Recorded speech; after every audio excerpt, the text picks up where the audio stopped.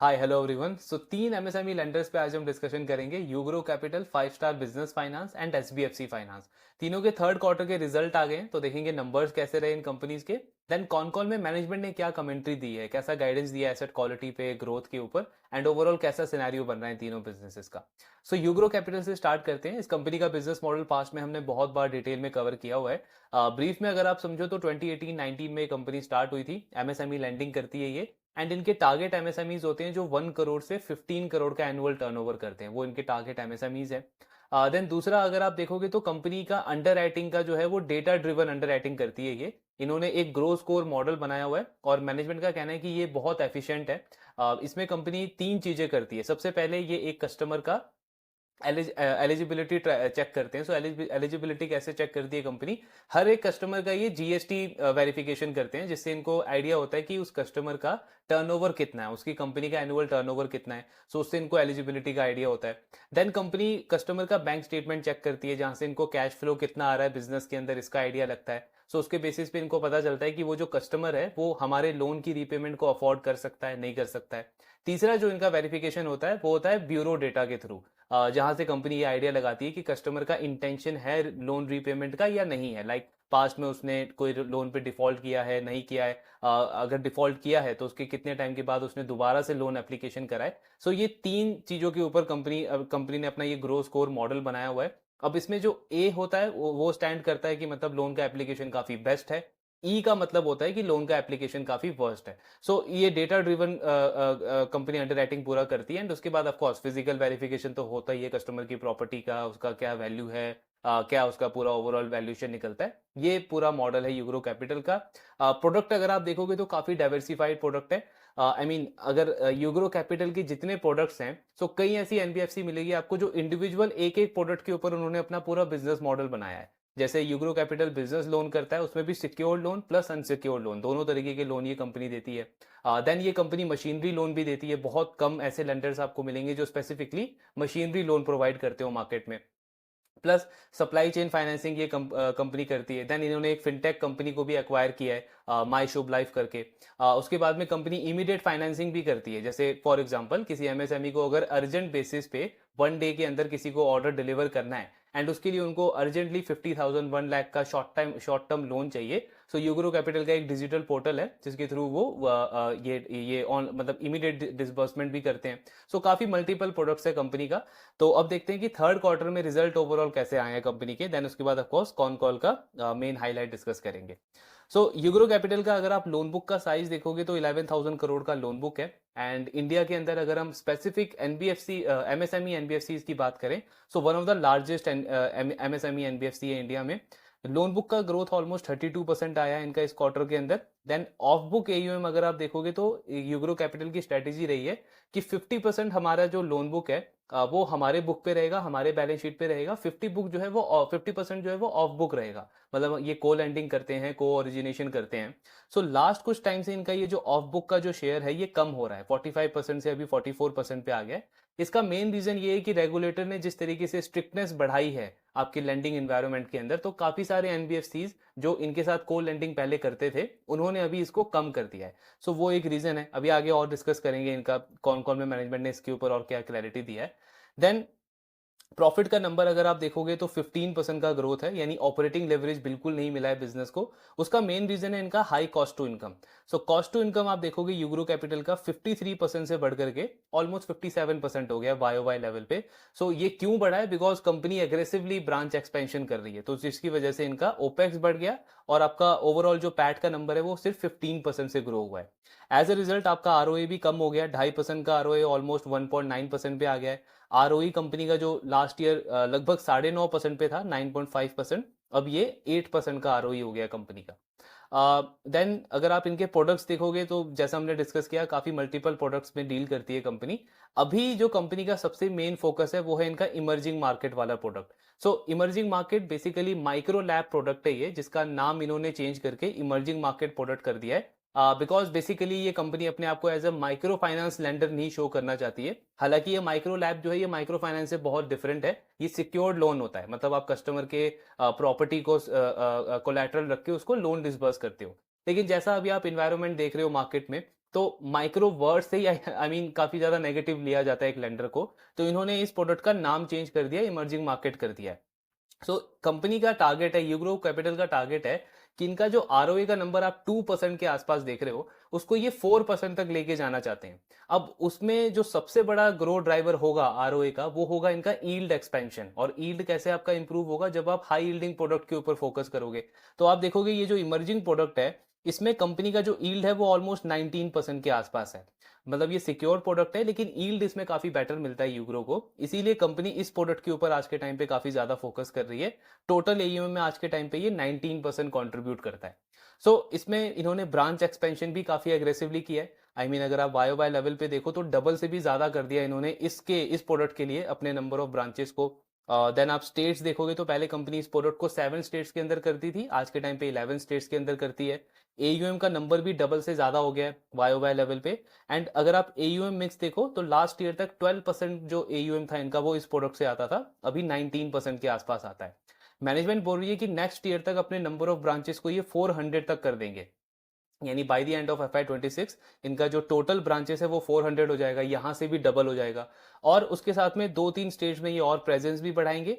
Plus AUM पे इनका target है कि अगले 4 से 6 क्वार्टर के अंदर इसका जो एयूएम का मिक्स है वो 35 से 40% हो जाएगा, यानी 19% से 35-40% का एयूएम हो जाएगा अगले 1 से 1.5 साल के अंदर। तो इस प्रोडक्ट पे काफी एग्रेसिवली फोकस कर रहा है यूग्रो कैपिटल। देन इनका एसेट क्वालिटी का ट्रेंड अगर हम देखें तो कलेक्शन एफिशिएंसी लार्जली स्टेबल है। ऑफ कोर्स लास्ट ईयर से कम जरूर हुआ है 98 से 96%, लेकिन पिछले कुछ क्वार्टर से स्टेबल कलेक्शन एफिशिएंसी है कंपनी की। ग्रॉस एनपीए भी अगर आप देखोगे तो ओवरऑल वाई जरूर बढ़ा है, लेकिन पिछले 2-3 क्वार्टर से स्टेबल ग्रॉस एनपीए है कंपनी का। देन एक जो चीज नेगेटिव लगती है यूग्रो कैपिटल की, वो है इनका हाई कॉस्ट ऑफ बोरोइंग। तो अगर आप इनका कॉस्ट ऑफ बोरोइंग देखोगे तो ऑलमोस्ट 10.7% का कॉस्ट ऑफ बोरोइंग है। एंड लास्ट 1 ईयर में भी कोई खास इंप्रूवमेंट इसमें दिखा नहीं है हमको। आई मीन बहुत अनसिक्योर्ड लेंडर हैं जिनका कॉस्ट ऑफ बोरोइंग 10.7 या 11% तक जाता है। यूग्रो ओवरऑल एक सिक्योर्ड लेंडर है, आई मीन 70% लोन बुक जो है इस कंपनी का वो सिक्योर्ड है। स्टिल कॉस्ट ऑफ बोरोइंग काफी हाई है कंपनी का। एंड एज अ रिजल्ट आप देखोगे सो पीएनएल में इनका जो टोटल इनकम है वो इम्पैक्ट हो जाता है because of high finance cost.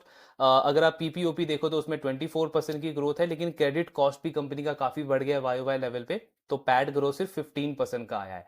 Credit cost अगर हम देखें इस कंपनी का तो 2.4-2.5% का क्रेडिट कॉस्ट है।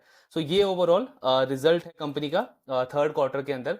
अब यूग्रो कैपिटल पे अगर हम बात करें तो आई मीन लास्ट ईयर से मैंने इसको ट्रैक करना स्टार्ट किया था। एंड स्टार्टिंग में एक इंटरेस्टिंग बेट लगा था बिकॉज कंपनी का जो ग्रोथ है उस टाइम पे वो ऑलमोस्ट 45-50% के रेंज में था। मैनेजमेंट का इनिशियली गाइडेंस भी यही था कि हम 40-45% से ग्रो करेंगे, बट आगे चल के मैनेजमेंट ने अपने गाइडेंस को घटा दिया। आज के टाइम पे इनका टारगेट है कि हम 30% से ग्रो करेंगे। हालांकि परफॉर्मेंस उसी के आसपास है, 30-32% की ग्रोथ है, लेकिन गाइडेंस को काफी बड़े मार्जिन से इन्होंने घटाया है। दूसरा अगर आप देखोगे तो काफी सारे चैलेंजेस है इस कंपनी के लिए। जैसे सबसे बड़ा चैलेंज है इनका high cost to income. So management ने कॉन कॉल में बोला है कि आप जो हमारा अभी करंट कॉस्ट टू इनकम देख रहे हो ये कंटिन्यू रहेगा अगले कुछ क्वार्टर्स के लिए। क्यों? बिकॉज ब्रांच एक्सपेंशन काफी एग्रेसिवली कर रही है कंपनी, जैसे हमने अभी स्लाइड में भी देखा कि 200 ब्रांचेस है कंपनी की। एंड मैनेजमेंट इसको डबल करने का प्लान कर रहा है अगले 1 साल के अंदर। तो आपके नंबर ऑफ ब्रांचेस बढ़ेंगे, आपका एम्प्लॉय कॉस्ट बढ़ेगा, सो ऑफकोर्स आपका जो कॉस्ट टू इनकम है वो काफी हाई लेवल पे रहेगा। एंड तीसरा आप देखोगे कि हाई क्रेडिट कॉस्ट। सो क्रेडिट कॉस्ट कंपनी का ऑलमोस्ट 2.5% के आसपास है। मैनेजमेंट ने कॉन कॉल में बोला है कि अभी कुछ टाइम तक हमारा क्रेडिट कॉस्ट जो है वो 2.5% ही रहेगा, नेक्स्ट ईयर ये जाकर के 2% तक आ सकता है। तो अगर एक सिक्योर लेंडर के पॉइंट ऑफ व्यू से अगर हम देखें तो ये काफी हाई क्रेडिट कॉस्ट है 2% के आसपास का। एंड ये क्रेडिट कॉस्ट प्लस उसके ऊपर से आपका high opex cost to income, ये दोनों चीजें कंपनी के बॉटम लाइन को इंपैक्ट करती है। मतलब पैड ग्रोथ कंपनी का कुछ खास आ नहीं रहा है पिछले काफी सारे क्वार्टर से। लोन ग्रोथ हालांकि 30% जरूर है, लेकिन प्रॉफिटेबिलिटी में इंप्रूवमेंट नहीं है। एंड तीसरा इसके ऊपर से एक और आप चैलेंज ऐड कर सकते हो कंपनी का हाई फाइनेंस कॉस्ट, जो हमने कॉस्ट ऑफ बोरोइंग देखा कंपनी का। सो 10.7% का कॉस्ट ऑफ बोरोइंग है। एंड मैनेजमेंट का भी कॉन कॉल में कहना है कि लिक्विडिटी एक्चुअली में हमारे लिए थोड़ा सा चैलेंज जरूर है। मतलब इतना इजीली हमको बैंक से या एनबीएफसी से लोन डिसबर्स नहीं हो रहा है, उसमें थोड़ा सा चैलेंज जरूर आ रहा है। एंड यही एक मेन रीजन है कि हमने हमारे ग्रोथ गाइडेंस को भी घटाया है। आई मीन मैनेजमेंट का बोलना है कि अगर हम चाहें तो 40% पे जरूर ग्रो कर सकते हैं, लेकिन उसके लिए हमको लिक्विडिटी भी उस लेवल की अवेलेबल होनी चाहिए मार्केट में।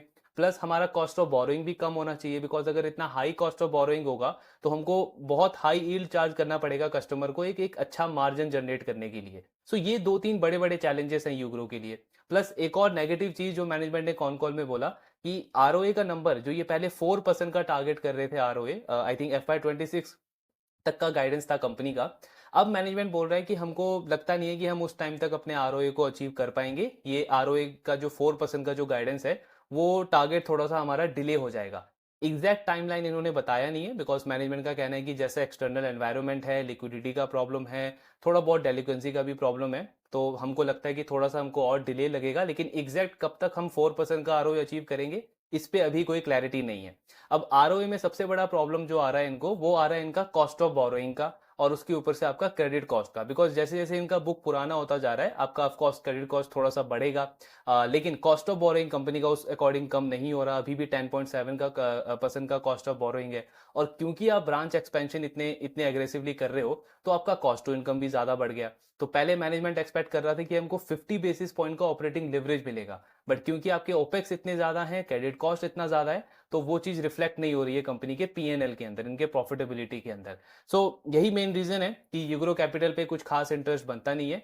हालांकि इनका प्राइस टू बुक आप जरूर देखोगे कि बुक वैल्यू से भी नीचे के लेवल पे ये स्टॉक ट्रेड कर रहा है। बट पर्सनली मेरा हमेशा से मानना रहा है कि कोई भी ऐसा स्टॉक जो वैल्यू के ऊपर अगर मैं उस पर बेट कर रहा हूं तो उसमें ग्रोथ बहुत हाई होनी चाहिए।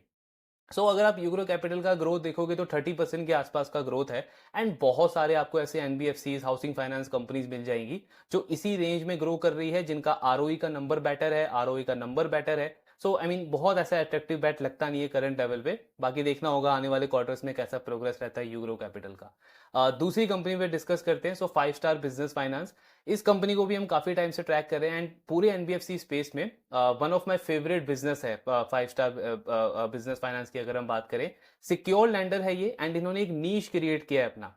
ये कंपनी सर्दर्न स्टेट्स में ही 3-4 स्टेट के अंदर लोन देती है एंड 90-94% जो लोन बुक है इनका वो उसी उन्हीं 3-4 स्टेट से आता है। एमपी में थोड़ा बहुत इन्होंने एक्सपेंशन किया है एंड अदर स्टेट्स में थोड़ा बहुत एक्सपेंशन किया है, लेकिन 90-94% जो लोन बुक है इनका वो साउथ से आता है। स्टिल अगर आप इनका लास्ट 9-10 ईयर का डेटा देखोगे, उसमें जितने भी चैलेंजेस आए, जितने भी क्राइसिस आए इकोनॉमी के अंदर, 5 स्टार का जो ग्रॉस एनपीए है वो कभी भी 3% भी नहीं गया। ये हमको बताता है कि कंपनी ने अपने एसेट क्वालिटी के ऊपर कितना अच्छा कंट्रोल रखा है। ग्रोथ बहुत अच्छी रही है कंपनी की। पिछले कुछ टाइम तक कंपनी 35-40% से ग्रो करती थी, लेकिन लास्ट क्वार्टर में सबसे बड़ा नेगेटिव आया जब कंपनी ने अपने ग्रोथ गाइडेंस को घटा दिया। मैनेजमेंट ने लास्ट कॉन कॉल में क्या करा, अपने गाइडेंस को 35% से कम करके 25% कर दिया। एंड उसके बाद मैनेजमेंट का कहना था कि क्योंकि एक्सटर्नल एनवायरनमेंट थोड़े से चैलेंजिंग है, कलेक्शंस को लेकर के थोड़ा सा प्रॉब्लम आ रहा है, अभी हम हमारा प्राइमरी फोकस जो है वो कलेक्शन वाले पार्ट पे रखना चाहते हैं। और ये सिंपल लॉजिक है कि जब भी कोई लेंडर अपने ग्रोथ गाइडेंस को घटाता है तो उसका मतलब वो एसेट क्वालिटी पे थोड़ा सा चैलेंज फेस कर रहा है, कहीं ना कहीं उसको थोड़ा सा कंसर्न है, बिकॉज वही रीजन होता है आपके ग्रोथ गाइडेंस को घटाने का। अभी देखते हैं कि 5 स्टार का थर्ड क्वार्टर में ओवरऑल कैसा रिजल्ट आ रहा है एंड इनकी मैनेजमेंट ने कैसा कमेंट्री दिया है अपने कॉन कॉल के अंदर। इनका रिजल्ट अगर आप देखोगे तो लोन बुक जो है कंपनी का वो 25% से ग्रो हुआ है, ओवरऑल यही गाइडेंस भी था कंपनी का। ग्रॉस एनपी अगर हम देखें तो थोड़ा सा बढ़ गया है sequentially, quarter on quarter level पे 15 बेसिस पॉइंट का इंक्रीज हुआ है कंपनी के ग्रॉस एनपीए के अंदर। 30+ डीपीडी भी बढ़ गया है कंपनी का 72 बेसिस पॉइंट से। 30+ डीपीडी का मतलब क्या हुआ कि नंबर ऑफ कस्टमर जिन्होंने 2 ईएमआई मिस कर दी है, इसमें भी इंक्रीज हुआ है। इसका मतलब क्या है कि ये कस्टमर अगर इनका एक और ईएमआई मिस होता है तो ये आपके ग्रॉस एनपीए में ऐड हो जाएंगे, यानी लास्ट क्वार्टर में नेक्स्ट क्वार्टर में कंपनी का ग्रॉस एनपीए यहां से और बढ़ने का चांस लग रहा है कंपनी का 30 डीपीडी क्योंकि इंक्रीज हो गया है। पैट का नंबर अगर आप देखोगे तो 26% का ग्रोथ है, ओवरऑल 25% का लोन बुक ग्रोथ, 26% का पैट का ग्रोथ है। मार्जिन में थोड़ा सा डिक्लाइन आया है बिकॉज एक तो ये लिवरेज बढ़ा रहे हैं अपना पिछले कुछ क्वार्टर से, दूसरा आपका ग्रॉस एनपीए बढ़ जाता है तो जो आपके इंटरेस्ट अर्निंग एसेट होते हैं वो एनपीए में ऐड हो जाते हैं, तो वहां से भी मार्जिन पे इंपैक्ट पड़ता है। एंड साथ में सबसे बड़ा पॉजिटिव एक आप अगर देखोगे 5 स्टार का तो वो है इनका आरओई का नंबर। कंपनी ने 1-2 साल पहले गाइडेंस दिया था कि हमारे आरओई को हम 13-14% से इंक्रीज करके 18-19% तक लेके जाना चाहते हैं। एंड उसके बाद से हर एक क्वार्टर में कंपनी ने कंसिस्टेंटली अपने आरओई के नंबर को इंप्रूव किया है। अभी भी अगर आप देखोगे तो 18.5% के आसपास का कंपनी का आरओई का नंबर है। देन ये वाला स्लाइड जो अभी हम डिस्कस कर रहे थे कि अगर आप इसमें इनका एनपीए का डेटा देखोगे, सो लास्ट 9-10 ईयर में कंपनी का हार्डली 2.5% का भी ग्रॉस एनपीए नहीं गया है पिछले 9-10 ईयर्स के अंदर। तो बेसिकली काफी कॉन्सेंट्रेटेड मार्केट में कंपनी काम करती है, लेकिन स्टिल इनका अगर आप एसेट क्वालिटी देखोगे तो वो काफी अच्छी रही है। एंड आरओई का नंबर भी जैसे हमने डिस्कस किया कि 13% का आरओई इन्होंने गाइडेंस दिया था कि 19-18% तक लेके जाएंगे। कंसिस्टेंट इंप्रूवमेंट हमको इसमें भी देखने को मिला है।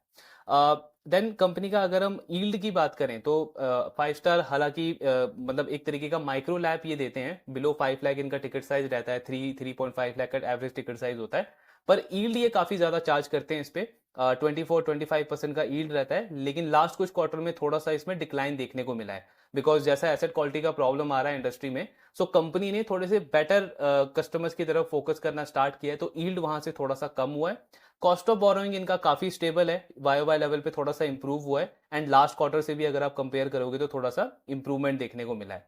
एसेट क्वालिटी में अगर हम देखें तो कलेक्शन एफिशिएंसी पे थोड़ा सा इंपैक्ट जरूर देखने को मिला है। पहले 99% से भी ज्यादा का कलेक्शन एफिशिएंसी था कंपनी का, अभी कम होकर के 98% आ गया है, और उसी का इंपैक्ट आपको दिखेगा कि 30+ डीपीडी भी बढ़ गया है, और ग्रॉस एनपीए भी कंपनी का थोड़ा सा ज्यादा इंक्रीज हो गया है।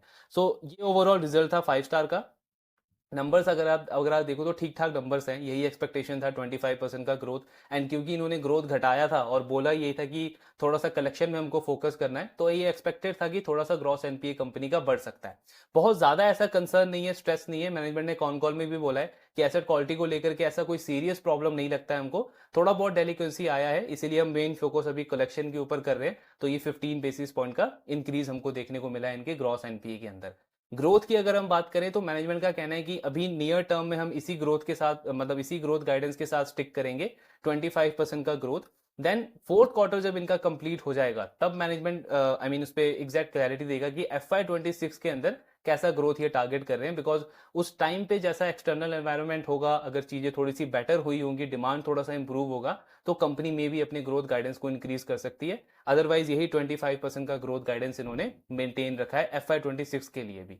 बाकी अगर आप देखोगे तो मैनेजमेंट काफी कंफर्टेबल है लिक्विडिटी वाले पार्ट पे। आई मीन अगर आप तीनों कंपनीज को कंपेयर करोगे, Ugro capital, 5 star and HDFC finance, so 5 star की मैनेजमेंट जो है वो सबसे ज्यादा कॉन्फिडेंट है अपने लिक्विडिटी वाले पार्ट के ऊपर। इनका कहना है कि जो बैंक से हमने डिपेंडेंसी अपनी कम करी है, कैपिटल मार्केट की तरफ हमने अपनी डिपेंडेंसी को बढ़ाया है, then institution investors, both foreign investors और आपके डोमेस्टिक इन्वेस्टर्स, वहां से काफी अच्छा फ्लो हमारे पास में आया है। सो लिक्विडिटी का कोई प्रॉब्लम नहीं है, ये 25% का ग्रोथ हम इजिली मेंटेन कर सकते हैं। एंड एसेट क्वालिटी पे भी कंपनी कह रही है कि थोड़ा थोड़ा इंप्रूवमेंट हमको देखने को मिल रहा है। प्लस इनके जो कैटेगरी के जो कस्टमर्स हैं, थोड़ा बहुत ओवरलैप जरूर हुआ है, मतलब इनके कुछ कस्टमर्स माइक्रो फाइनेंस के कस्टमर्स में भी आते हैं, उन्होंने माइक्रो फाइनेंस लोन भी लिया है, लेकिन मैनेजमेंट का कहना है कि उनकी प्रायोरिटी आज के टाइम पे हमारा लोन रीपे करने का ज्यादा है, बिकॉज ऑफ कोर्स ये कोलैटरल लोन होते हैं, 100% लोन सिक्योर लोन है 5 स्टार का। तो कंपनी कह रही है कि कस्टमर प्रेफर कर रहा है कि हमारा लोन वो पहले रीपे करे, एंड उसके अगेंस्ट में माइक्रो फाइनेंस कंपनी को थोड़ा बहुत डिफॉल्ट रेट वहां पे फेस करना पड़ रहा है। एक बेनिफिट भी इससे कंपनी मैनेजमेंट का कहना है कि एक बेनिफिट भी हमको इससे ये मिल रहा है कि अभी जो इन्वायरमेंट चल रहा है उसमें आप देखोगे कि चाहे स्मॉल फाइनेंस बैंक हो या आपकी माइक्रो फाइनेंस एनबीएफसीज हो, वो लोन बुक को ज्यादा हाई पेस पे ग्रो नहीं कर रहे हैं, बिकॉज उनका एनपीए का बहुत सीरियस प्रॉब्लम चल रहा है। तो इसमें हो क्या रहा है कि कई ऐसे कस्टमर जिनकी क्वालिटी अच्छी है और उनको एनबीएफसी से अभी माइक्रो फाइनेंस लोन नहीं मिल पा रहा है, तो वो 5 स्टार जैसे लेंडर के पास में आ रहे हैं सिक्योर लोन लेने के लिए, मतलब उनके पास जो भी उनका घर है या प्रॉपर्टी है उसको सिक्योर रख के वो एक तरीके का माइक्रो लैब अवेल करा रहे हैं 5 स्टार से। तो यहाँ पे इनके पास में एक तरीके का मार्केट शेयर गेन हो रहा है, तो ये भी एक अच्छी इनसाइट इन्होंने शेयर करी। बट ओवरऑल अगर आप इसके स्टॉक में भी देखोगे तो कुछ खास इंटरेस्ट नहीं बनता, बिजनेस अच्छा कर रहा है, आरओई का नंबर भी अच्छा है, एसेट क्वालिटी में भी कोई खास कंसर्न नहीं है, लेकिन स्टिल स्टॉक में कुछ इंटरेस्ट नहीं बनता, बिकॉज अगर आप इसका प्राइस टू बुक देखोगे तो ऑलमोस्ट 4 के प्राइस टू बुक पे स्टॉक ट्रेड कर रहा है। लास्ट कुछ क्वार्टर तक जब हम इसको डिस्कस करते थे तब क्यों ये इंटरेस्टिंग लगता था, क्योंकि बिजनेस का ग्रोथ 35 से 40% का था, आरओई कॉन्स्टेंटली इंप्रूव हो रहा था। सो उस ग्रोथ के लिए ऑफकोर्स एज एन इन्वेस्टर मैं आपको प्रीमियम दे सकता हूँ, 4 का प्राइस टू बुक, 4 का 5 का प्राइस टू बुक वहां पे ठीक लगता है। लेकिन 25% का अगर आपका ग्रोथ है तो इस ग्रोथ में तो आई मीन बहुत सारे बैंक्स भी आज के टाइम पे अवेलेबल है जो 20-25% से ग्रो कर रहे हैं, उनका गाइडेंस भी ऐसा ही है। सो अननेसेसरी इतना हाई प्राइस टू बुक देने का कोई सेंस बनता नहीं है। बाकी बिजनेस अच्छा कर रहा है, लेकिन अगर मैं स्टॉक के वाइज पॉइंट ऑफ व्यू से बात करूं तो कुछ खास लुक्रेटिव डील अभी लगती नहीं है इस बिजनेस के अंदर। बाकी ट्रैकिंग कंटिन्यू रखेंगे, देखेंगे आने वाले क्वार्टर्स में इनके कैसे नंबर्स आते हैं, कैसा प्रोग्रेस आता है। सो तीसरा जो माइक्रो एमएसएमई एनबीएफसी है, एसबीएफसी फाइनेंस, इस पर डिस्कशन करते हैं। इस कंपनी को भी हम काफी टाइम से ट्रैक कर रहे हैं एंड काइंड ऑफ सबसे कंसिस्टेंट प्लेयर रहा है। कोई गाइडेंस वगैरह कंपनी ने चेंज नहीं किया है पिछले काफी सारे क्वार्टर से। जैसा इनका गाइडेंस रहता है उससे बेटर कंपनी डिलीवर करती है, एसेट क्वालिटी भी ओवरऑल स्टेबल है। तो ये भी 2018-19 के आसपास कंपनी स्टार्ट हुई थी एंड इनमें और 5 स्टार के बीच में अगर आप कंपेयर करोगे तो एसबीएफसी का जो टिकट साइज है वो थोड़ा सा हायर लेवल का है। ये कंपनी 5 लाख से लेकर के 30 लाख के बीच में टिकट साइज इनका रहता है एवरेज लोन की अगर हम बात करें। और थोड़ा सा डाइवर्सिफाइड लेंडर है, मतलब ऑलमोस्ट 16-17 स्टेट्स एंड यूटीज के अंदर कंपनी की प्रेजेंस है। तो थोड़ी सी स्टेबिलिटी ज्यादा है इनके मॉडल के अंदर। सो एसबीएफसी का देखते हैं थर्ड क्वार्टर में कैसे नंबर्स इन्होंने रिपोर्ट करे हैं एंड देन उसके साथ में डिस्कस करेंगे कि कंपनी का गाइडेंस वगैरह कैसा आया कॉन कॉल में। तो अगर आप रिजल्ट देखोगे तो 30% का ग्रोथ है इनके लोन बुक के अंदर। मैनेजमेंट का गाइडेंस रहता है 5 to 7% का ग्रोथ ये टारगेट करते हैं क्वार्टर ऑन क्वार्टर लेवल पे। सो उस अकॉर्डिंग अगर आप देखो तो एनुअली 20 से 25% का ग्रोथ बना। लेकिन इनका जो एग्जीक्यूशन है वो काफी अच्छा आ रहा है। लास्ट काफी सारे क्वार्टर्स में कंपनी 30% से भी ज्यादा के रेट पे ग्रो करती थी।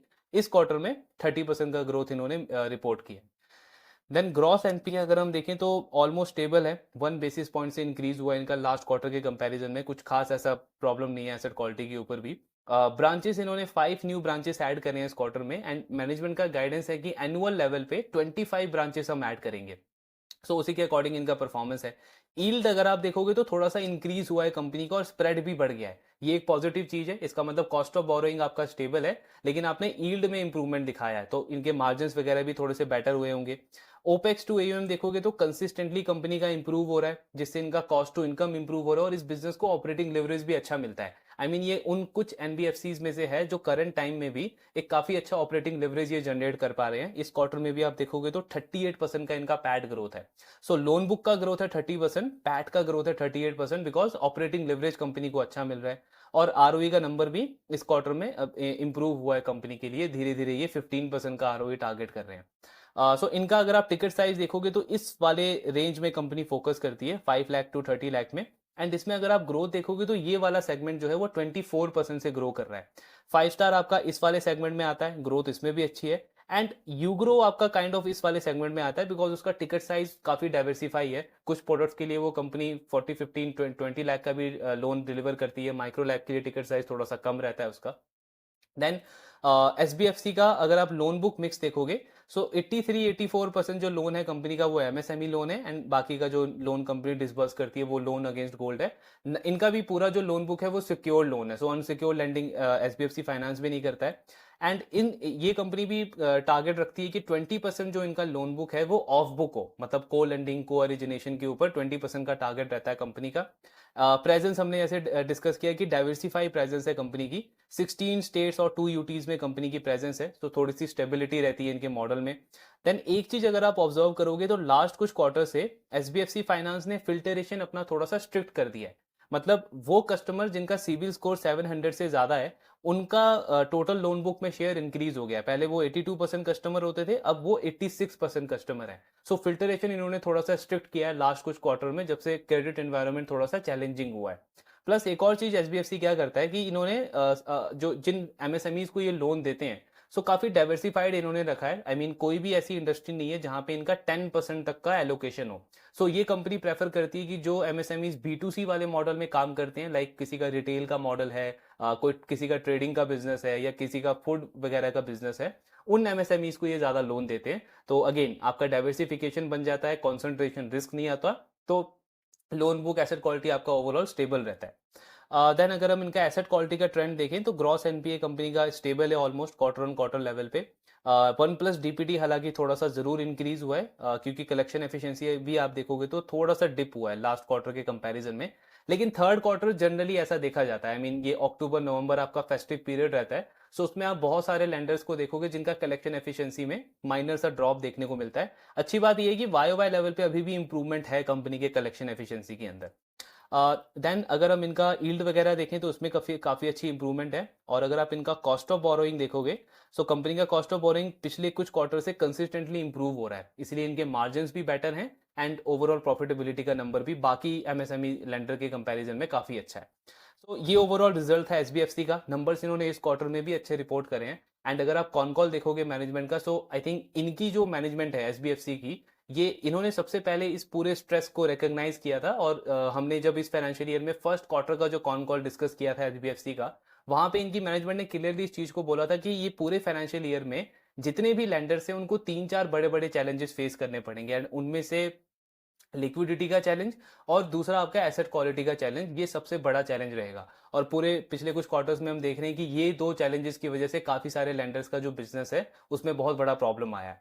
इनकी मैनेजमेंट का अभी भी कहना है कि चीजें इतनी ज्यादा खराब नहीं हुई है। आई मीन इनका मानना है कि जब हम लास्ट 3-4 क्वार्टर पहले जब इस चीज को बोल रहे थे कि इंडस्ट्री थोड़ी सी ज्यादा ऑप्टिमिस्ट है, लेकिन ग्राउंड लेवल पे चीजें इतनी अच्छी नहीं है, थोड़ा बहुत प्रॉब्लम कंसर्न है कुछ एरियाज में, तब उस चीज को लोग नहीं मान रहे थे। आज हम देख रहे हैं कि इंडस्ट्री ओवरऑल काफी ज्यादा पेसिमिस्ट हो गई है। आई मीन लोगों का मानना है कि स्ट्रेस ज्यादा ही बिल्डअप हो गया है, बहुत ज्यादा सीरियस कंसर्न है। लेकिन इतनी रियलिटी में अगर आप देखोगे तो चीजें इतनी भी खराब नहीं है, क्योंकि इससे बहुत बुरे बुरे साइकिल्स इस पूरी इंडस्ट्री ने पास्ट में फेस किए हैं। एंड ये भी एक माइनर सा साइकिल है, थोड़ा सा ओवर लेवरेजिंग हुआ है कुछ कुछ सेगमेंट में, जहां पे आपको थोड़ा बहुत प्रॉब्लम देखने को मिल रहा है। लेकिन चीजें धीरे धीरे नॉर्मलाइज हो रही हैं एंड आगे चल के वापस से नॉर्मलाइज ग्रोथ आना स्टार्ट हो जाएगा इस इंडस्ट्री में। मैनेजमेंट ने हालांकि ग्रोथ गाइडेंस इन्होंने अपना मेंटेन रखा है, वही 5 to 7% का क्वार्टरली बेसिस पे ये ग्रोथ टारगेट कर रहे हैं। मतलब एनुअल ग्रोथ आपका 25% के आसपास हो गया। हालांकि पिछले कुछ क्वार्टर से अगर हम देखें तो एग्जीक्यूशन अच्छा है इनका, 30% के रेंज में कंपनी ग्रो कर रही है।